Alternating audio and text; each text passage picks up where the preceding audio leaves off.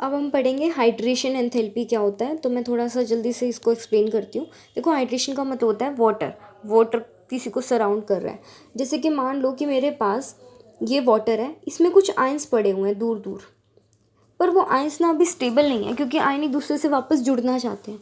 तो पता है, सपोज अभी ये सिचुएशन है, हमने पहले क्या किया, एक लैटिस तोड़ी। आपके पास क्या था, सॉलिड था, वो एक सोल्यूशन में गया, दूर दूर हो गए सारे आयंस, ठीक है, बिल्कुल दूर दूर चले गए, बट वो स्टेबल नहीं रहेंगे, वो वापस जुड़ने की कोशिश करेंगे।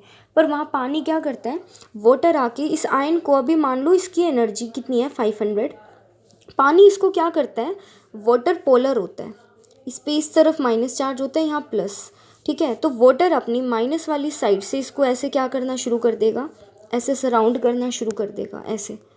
तो जब वो वाटर इसको सराउंड करेगा तो ये क्या हो गया है, स्टेबल, क्योंकि ये माइनस और ये प्लस साइन में क्या है, फोर्स ऑफ अट्रैक्शन।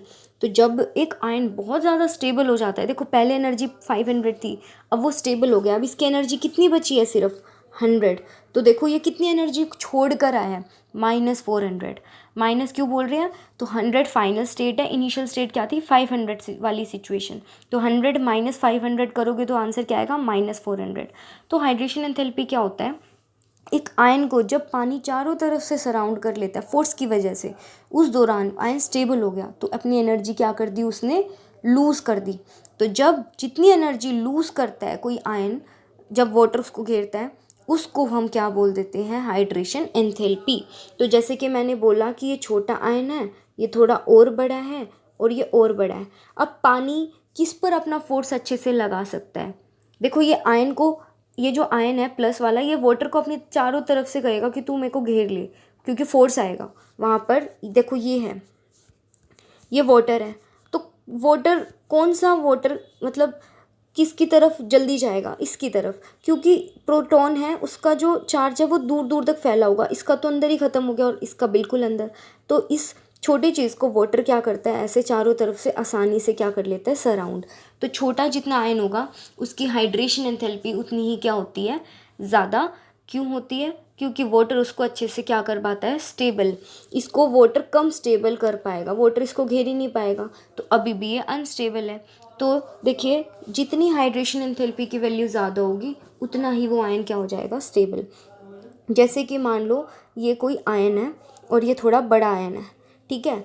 इसमें हाइड्रेशन एंथैल्पी, पहले इसकी 500 एनर्जी थी और इसकी भी मान लो 500 एनर्जी थी।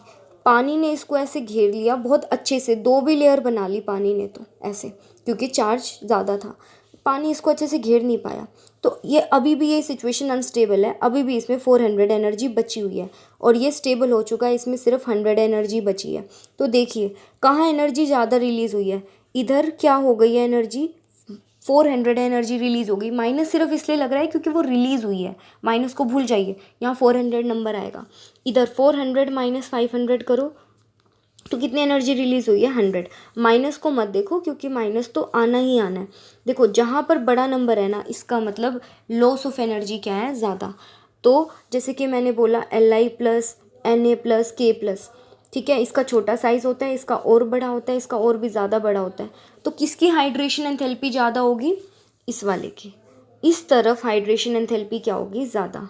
तो तुम्हें ये पता होना चाहिए हाइड्रेशन एंथैल्पी क्या है। जब वाटर सराउंड करता है किसी आयन को, उस दौरान जो एनर्जी रिलीज हो जाती है उसे बोलते हैं हाइड्रेशन एंथैल्पी। देखिए ये एक आयन है और वाटर ने इसको क्या कर लिया है, चारों तरफ से ऐसे सराउंड कर लिया है। तो इस तरीके से वाटर इस आयन को क्या कर देता है, स्टेबल कर देता है। फोर्स कौन से होते हैं, देखो इस पर प्लस चार्ज था और किसी को ये नेगेटिव है तो फिर उस पर क्या सा चार्ज था, माइनस, ठीक है। वाटर ने इस तरीके से घेरा हुआ है अपनी इस वाली साइड से, किसी माइनस चार्ज को क्या है, क्या किया है, अट्रैक्ट। तो वाटर उसे हाइड्रेशन बोलते हैं, इसे हाइड्रेशन मतलब चारों तरफ से घेर लेना। तो जब हाइड्रेशन हो जाता है उस दौरान एनर्जी क्या होती है, रिलीज, जिसे क्या बोलते हैं, हाइड्रेशन एंथैल्पी। आयन का साइज जितना छोटा होगा उस वो ज़्यादा स्टेबल हो जाएगा क्योंकि पानी उसको चारों तरफ से बहुत अच्छे से सराउंड कर पाता है। यहाँ से पढ़ो, हाइड्रेशन एंथैल्पी क्या होता है, it is the amount of energy release, वो एनर्जी जो कि रिलीज हो जाती है जब आयंस क्या हो जाते हैं, हाइड्रेशन मतलब कि आयंस वाटर से सराउंड हो जाते हैं, जो कुछ एनर्जी रिलीज होती है। इसका सिंबल ये बनाएंगे हम, जितनी एनर्जी रिलीज़ हो गई। मान लो आयन में पहले 500 एनर्जी थी, अब कितनी बची है उसमें 200 सराउंड होने के बाद। ठीक है, ये एक अकेला आयन था, अब इस आयन को किसने सराउंड कर लिया ऐसे, वाटर ने। ये तब किसी, तो डेल्टा एच कैसे निकालेंगे, 200 minus 500 that will be equals to -300।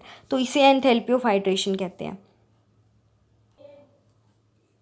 अब हम पढ़ेंगे एंथैल्पी ऑफ सॉल्यूशन के बारे में थोड़ा अच्छे से। देखो सॉल्यूशन में क्या होता है मैं अच्छे से बताती हूँ।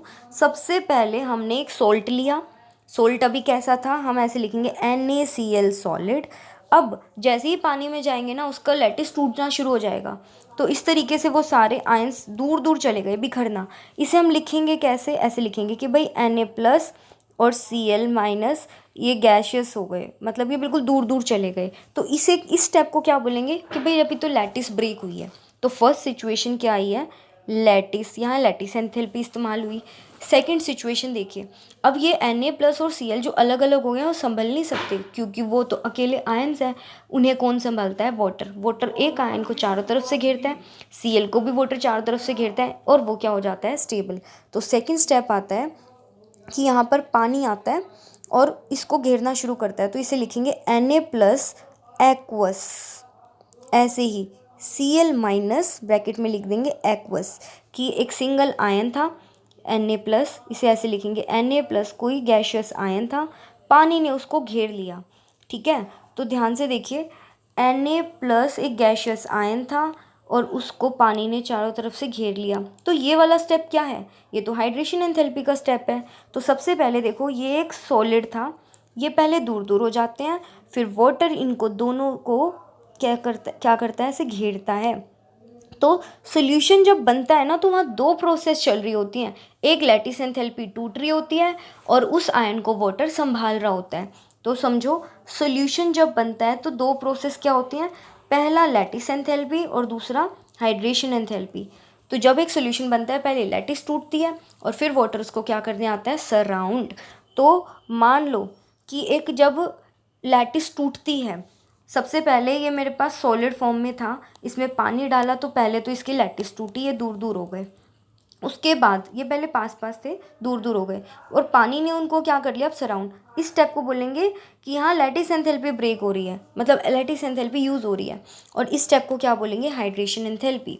समझ आया। और इस पूरे प्रोसेस को बोलेंगे सॉल्यूशन का बनना। सॉल्यूशन को बनते हुए ऐसे दिखाएंगे, देखो फिर से, NaCl हमारे पास इस दुनिया में सॉलिड फॉर्म में होता है, और जब उसमें पानी मिला देते हैं तो पता है क्या होता है, Na+ एक्वस बनता है, Cl- क्या बनता है, एक्वस। पर ये दो स्टेप में हो रही है ये प्रोसेस। पहले NaCl खुद ये बना होगा, देखो ये सब दूर दूर हो गए होंगे, फर्स्ट स्टेप तो यही रहा होगा, सोचो। उसके बाद वाटर आया होगा और इन दोनों को घेर लिया होगा, तब ये, तो ये एक सिंगल स्टेप है और ये दो स्टेप में हो रही है।